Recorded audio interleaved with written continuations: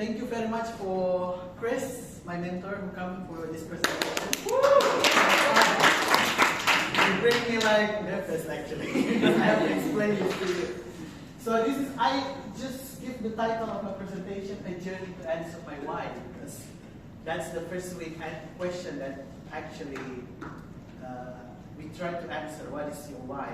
And I try to and the presentation will be related to the mentoring program that I want to build to assist vulnerable youth to flourish and thrive in West Sulawesi province. So this is actually the story that I already told you about Jumalil and Fajar, who are actually for the very first time in their life. They go to school. So Jumalil and Fajar are siblings. So these two boys, actually Fajar is the younger brother who never go to school, and he's now like 11 years old, and Jumalil is around 12 years old, and he dropped out before COVID-19 because his father left the house because of the economic situations. There's a lot of situations where young people like Fajar and Jumalil have to leave the school because they have to support their family, they have to work with the family. And this is the story when I and my team bring this school stuffs or like uniforms to them to encourage their mother to send these two boys back to school. This is the first expression they have. They show me when they got this information that they will go to school tomorrow. And this is the situation every week. We try to support these two boys. Not only two boys, actually several boys, but this is the example. We bring them some milk to make sure they have good nutrition in school, because we know that when we visit their house, they don't really have good food in the house. They only eat sometimes only rice or noodles without fish, without anything, like very unhealthy diet in the family because the family situation. This is also the girls that the story of Astina will be very interesting too, because Astina is just 15 years old, but she got married at the age of 13 because she had to left school and tried to work. And she was only married for 1 month and divorced with her husband because, again, economic situation. They just married. I don't know what's the reason, but now Astina is one of our students. Now, this is actually the picture where we started the dream. We call it the dream mapping. So we try to ask them to what is your dream? What do you want to do in the future? So we try to encourage these young girls to drop out. Actually, they don't. These three girls didn't finish their junior high school. Not junior high school, sorry, elementary school. They just didn't enter. They don't have even diploma from elementary school. So these are the situations that I'm facing in my community. There are a lot of people. Last year, 12,600 children drop out from school because they have to work, support their family.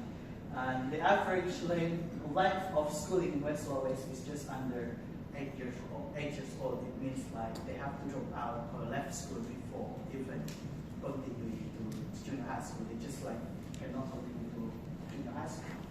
And the highest prevalence of early child marriage in my province is around 20% nationally in 2019.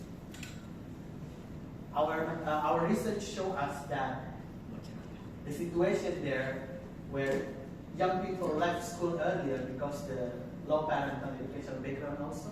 So if your parents not educated enough, they don't have a diploma, the children also encouraged sometimes to not also go to school.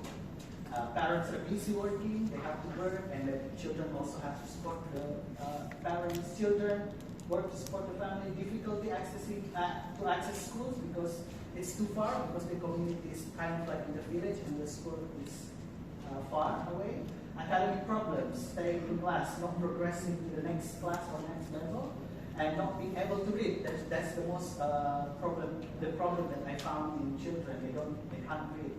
Being bullied for the socio-economic status, especially in the fisher community. Lack of good nutrition. Teachers are demanding.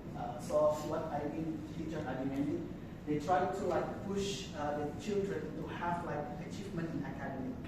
but they don't really build the confidence of the children from the beginning. So they just keep pushing the children to like learn, but the fact in the home, in child's home, they don't have like support to help them learn. And teachers' harsh approach, like if you are not learning, if you're not able to solve like mathematics, for example, or any homeworks, that means you are not disciplined, you are not good student, you just need to learn more.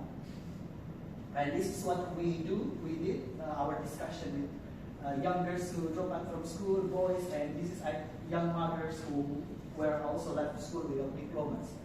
One of these, my participants, helped me a lot with my project, but unfortunately she passed away last year because she had to, she got infection after she gave birth. And that's also the problem that we face in the community about the quality of life that is very low. They don't understand and aware about the health situation they have. After giving birth, she never get treatment, so that she got infections and then passed away. She died. So it's very unfortunate because she's very kind, very nice, and she always helped me with my project there. So this is like teachers' perception about children. It's like the problem is their behavior. Their parents never taught them how to behave. So it's like they just see these kids as naughty boys who don't want to learn. And what we did in the first phase of my project is like doing this participatory co-design project with teachers, mainly to change the way they see children or they see this, their students. We just want them to be like more like positive in terms of giving intervention to change the behavior of the children. Because at that time, when I did my project, I saw that teachers and students have like very hostile relationship. Teachers always like encourage children to, not encourage, like give punishment if they do something wrong, but never give reward for good things that they have done. So we just like try to do this the first time. And after doing this, we kind of see some like changes or improvement in school and especially the relationship between teachers and students. But then after that, I feel it's not enough to do it in school. I need to do something else in the community itself. And I started this trend-based approach, more like community-based assets. I start to like see what is actually, what can we do with the community who are actually the root of the problems? How can we like solve the problem through the source of the problem itself, like Professor always told us. And I finally create this program, we call it Presentasi. So there are 5 more women who help us to identify the problem or the potential or of school dropout in the community. So those who are at risk of high school dropout, this woman will try to approach the family and convince them to like don't stop, keep going to school. So we also build child information center, guidance and counseling center for both parents and children, character building education program, and also children's learning assistance, because we know that at home sometimes the parents also cannot read, even illiterate. And make sure the nutrition of children to support them in school. So this is what our cadres, the woman of the wife of the fisherman actually. So this is the pictures of our program. This is actually one of the doctors or health practitioners who just joined our program, because we think that currently we cannot see this problem only on social issue, but more like to the health issue also. So we kind of like involve 2 health practitioners currently to help us to understand the situation and provide intervention. This is the pictures of our students learning in their house. So these boys are unable to go to formal school because a lot of problems, including their age. That's also the problem of our system in Indonesia, who are not actually allowing these kids to go back to school. So yeah, this is one of the students that we help. He is currently entering senior high school. He didn't finish he just finished, 4 years ago he finished his elementary school but never go to junior high school, and then we tried to conduct a special program to help them to learn and get certification so they can go to senior high school according to help them to like integrate in the education system regarding their age. So this is like just last week. This is my mentor. This is the question from Chris that I always think is difficult to answer. That was his question. What's your big song? And currently still, what's your big song? And this is actually really become the starting point where I try to like answer why I'm doing this, because I just think I want to help these people to go to education institution, but what is actually I want to achieve doing this thing? So this first question really become the question that's still in my head. What's my big song? Thank you, Chris, for this question. And hard question. What I learned, this is the mentors. Thank you, Chris, for like allowing me to meet these beautiful people who teach me how to start my mentoring program. And I understand from my learning here that actually the Maori community or Pacific Islanders, they still also struggle with economic issue, also find it difficult to continue the next education. So they yeah. So and Joy told me that some of the mentoring programs also help these young people to go to university. And the bio project from Michelle Johansson actually gave me some inspiration also about how can I start this program to help young people to have like fast track in education so that they can follow like their fellow students who are at the same age with them, so they don't left behind, they don't feel left behind. And in New Zealand, like many youth mentoring programs to help young people to assist them to achieve their goals in life, and that's what we don't really have in my province, in Sulawesi province, and that's what I want to do. And education should not exclude community involvement in the process of transferring knowledge. That's what I learned from Chris Anderson. He taught me about the paradox in education where opportunity is always being promised to our young kids when they go to school. However, they not really provide opportunities for them.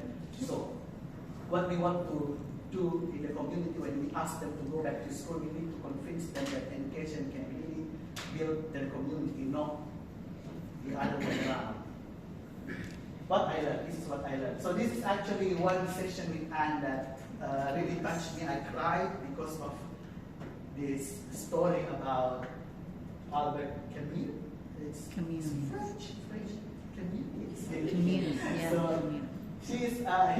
he was the Nobel Prize laureate. Yeah, he received the Nobel Prize for literature.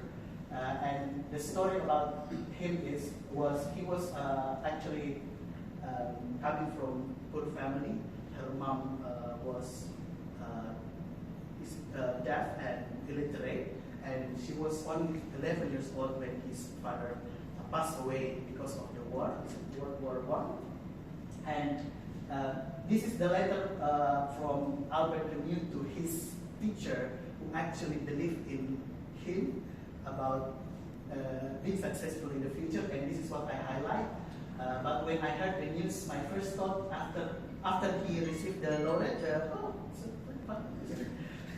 he received the award, he said, but when I heard the news, my first thought after my mother was of you. Without you, without the affectionate hand you extended to the small poor child that I was, without your teaching and example, none of all this would have happened. And this brought me to tears because I remember my grandfather actually, who also taught me about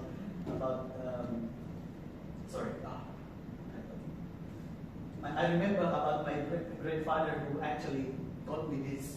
I don't have things to give you, but I promise you education is a way you can try. I believe you have potential to success. I may not be able to see you achieve your dream, but I will surely smile from above, seeing you become a real person.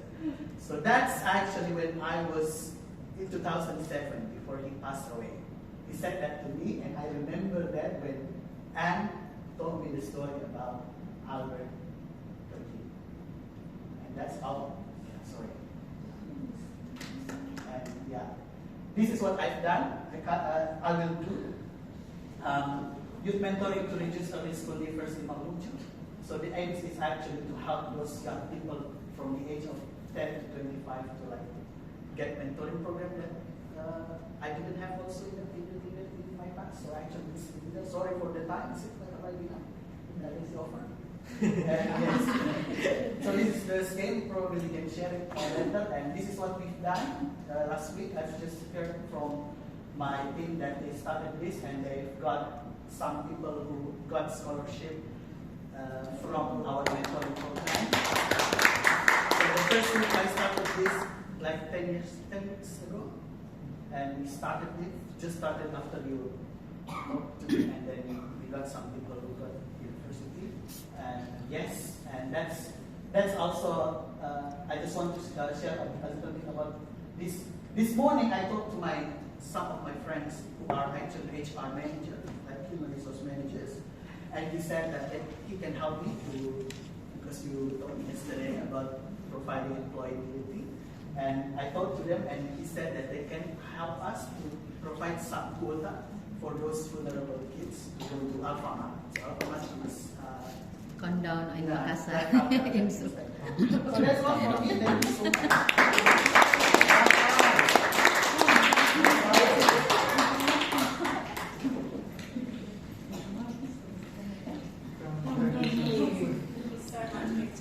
I think first we should let you comment first. Victor, special guest. Thank you. Kia ora koutou, ngā nui. Thank you for your presentation. 3 comments. Strategy, structure and people. On a structure perspective, strategy rather, I'm delighted I can see a line of sight between what your why, your what and your how. You can see the direction you're travelling, so congratulations on that. I think that's evolving. On this strategy side, I just love, I want to understand the assets in my community. And what I've seen from you is if you threw a coin in the air and it landed and you looked at heads or tails, the strengths, the deficits, you look at the strengths every time when you could look at the other side of the coin. And the fact that you do that means that you're going to take people with you. So keep looking at that side of the coin. So a strength-based model that draws on strengths, builds strength. Good stuff. And the third thing was, a few months ago, Victor showed me a photo of the mountains in his province, and I said to him, what's your destination in terms of your project? And he said, education is my destination. And we talked a couple of days ago and we came to a different conclusion, that the destination is bigger than education. Destination is a vehicle to achieve a bigger destination, which is well-being, economic opportunity, a chance to participate fully in society. That's the destination. Education is a vehicle, and then what I thought afterwards, you're the fuel in the tank. You are the energy that will provide that vehicle with the ability to move forward. And so for that, I congratulate you, and a small suggestion is keep filling your own tank, because for all of you, from what I've heard so far, it'll be easy for your tank to run down, and you need to find someone and other people to fill your tank so that you can do what you want to do. Yeah. So, whaititi kahurangi, ki te tohua koe me he maunga tautei, continue to seek the things of value, and don't bow down to that lofty mountain in front of you. Kia ora koutou.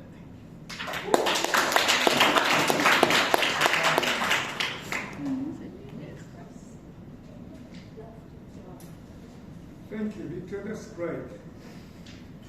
I completely agree with what your mentor has said. And I'm particularly delighted that you've taken a very broad view of your project rather than just focusing on school dropout. I'm delighted with the asset-based approach or the strength-based approach that you've taken. You've not focused on the problem in the community, you've looked at this as an opportunity to add value to the community. And the way you have approached the adding of value is to say that, look, these are young people, these are children. They are not a problem, right? Even the issue of school dropout, remember when we had that map on the screen when we're talking about asset-based community development approach?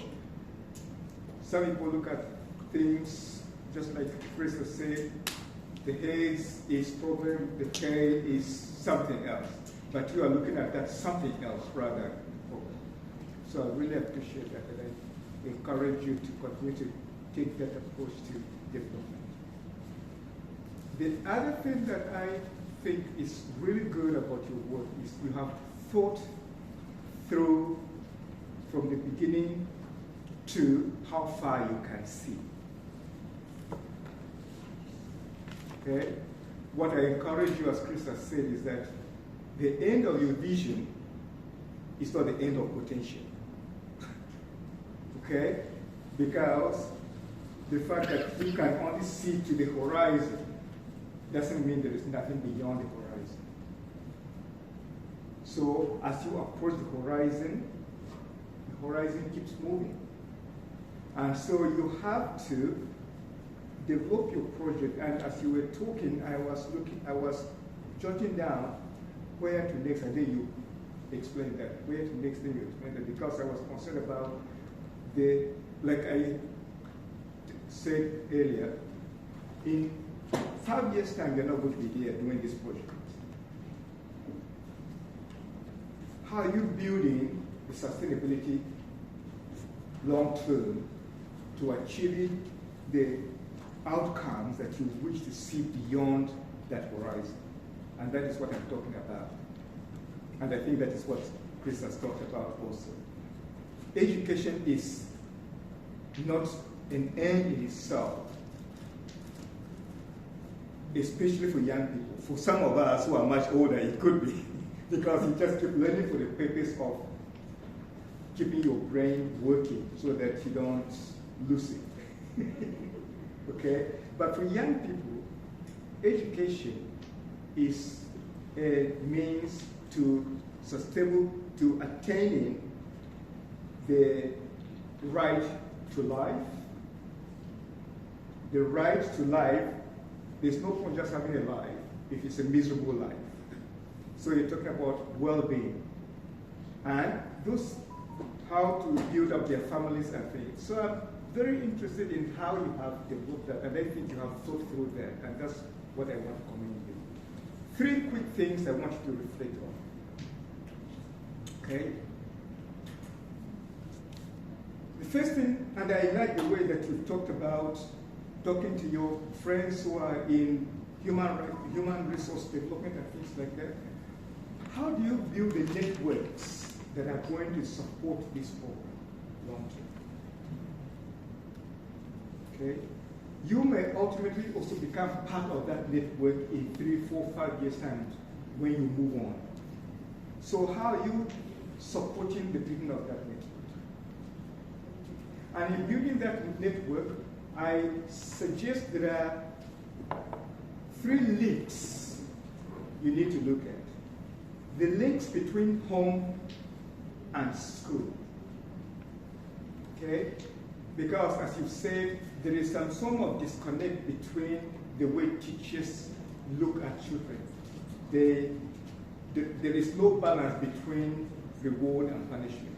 And there is a push for them to educate without actually supporting them to gain confidence in who they are. So how do you develop that link between home and school?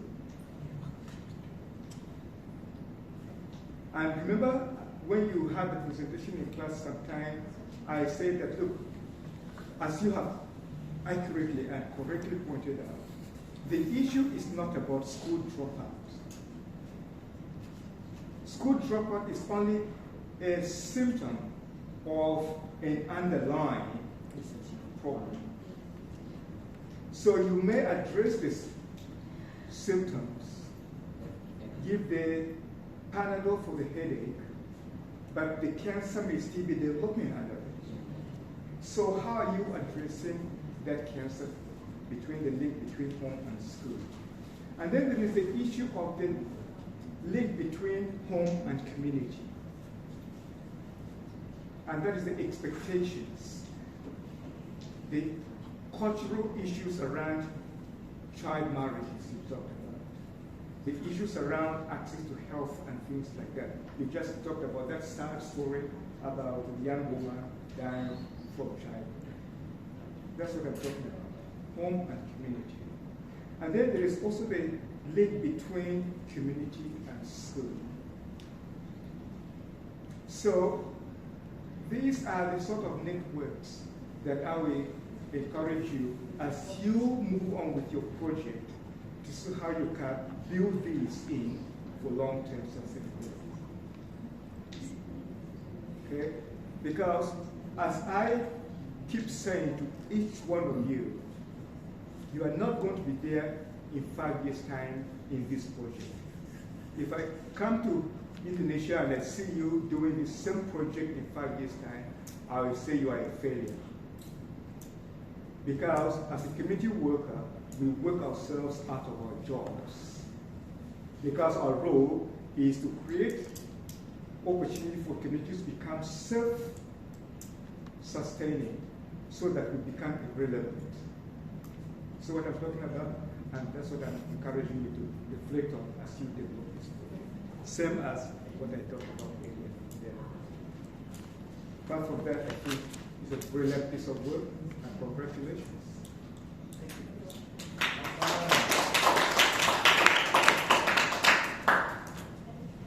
I'll be really quick. That was incredible and amazing. And I was almost teary and a little emotional, so yeah, you did amazing. And I think you'll get a lot of letters like Albert Camus, and you'll have students writing to you in a few years, maybe 10 years time when you're a bit older, with the same response. So yeah, you should be really proud. That was really incredible. Yeah, thank you, Victor. Incredible work and incredible presentation. I echo what's been said about the strengths-based approach, and I think a question when you say you've moved to a strengths-based approach with the CADA classic, because actually that's what you were doing as well with the teachers, flipping that mindset from the deficit to the positive in terms of how they saw the students. And I'd encourage you to think about the impact of your work in that broader way and with those ripple effects. There was one of the Festival for the Future sessions, don't know if anyone was in this one, with Becca, actually, on environment. And they talk about footprint and handprint. So we talk about carbon footprint when we talk about our environmental impact, and they were talking about our footprint is the direct impact of what we do, but our handprint is the wider ripple effect of what we do, or our wider influence. And I think that shift in the mindsets of the teachers that you worked with is an example of that. Your footprint is increasing the engagement of those kids in class, but the handprint is shifting people's mindsets, and that's going to ripple out wider. So it's just something to think about in terms of how you capture the impact of your project, how you evaluate it. I'd also like you to think more about how to incorporate the community perspective into the design of your mentoring project, because it's a wonderful project. It's well informed by your learning here, as you've explained to us clearly. How are you going to bring your team in? How are you going to bring your community into the design? Is there going to be a co-design element to that at all? Think about that.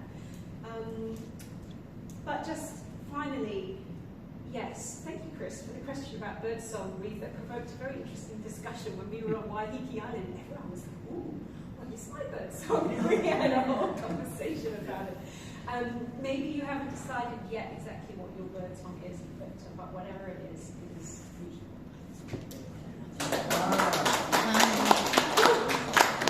Sorry, can I just re-emphasize Caroline's point?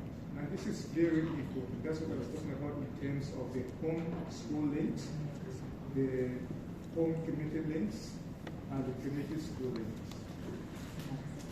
The core design, because remember, this is not about you, right? It's not your project.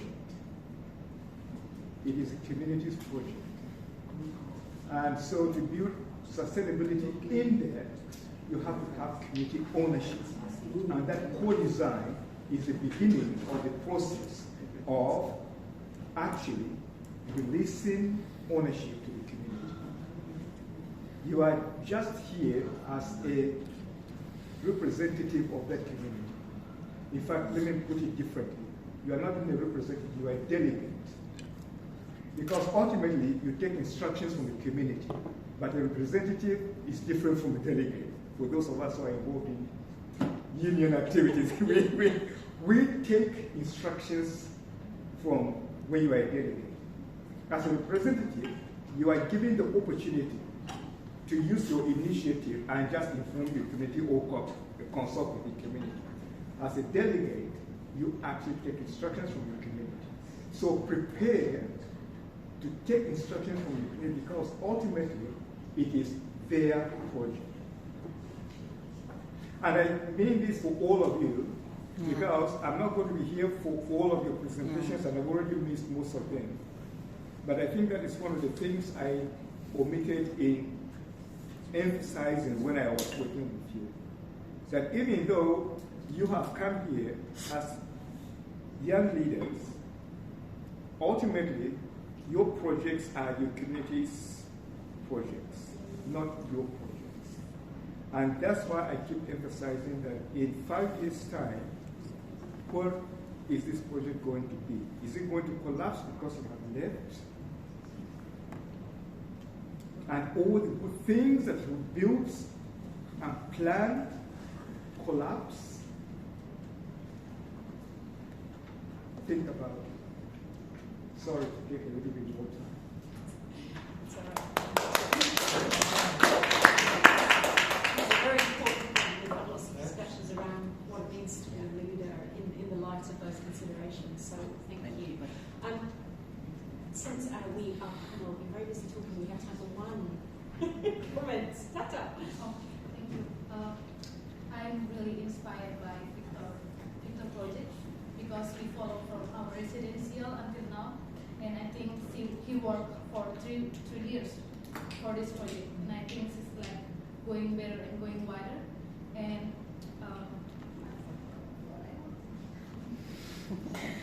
I just like see how Victor's project is like make me as personally realize how our co-designs in our project is like very flexible and can adapt for the situations we face day by day in our society. And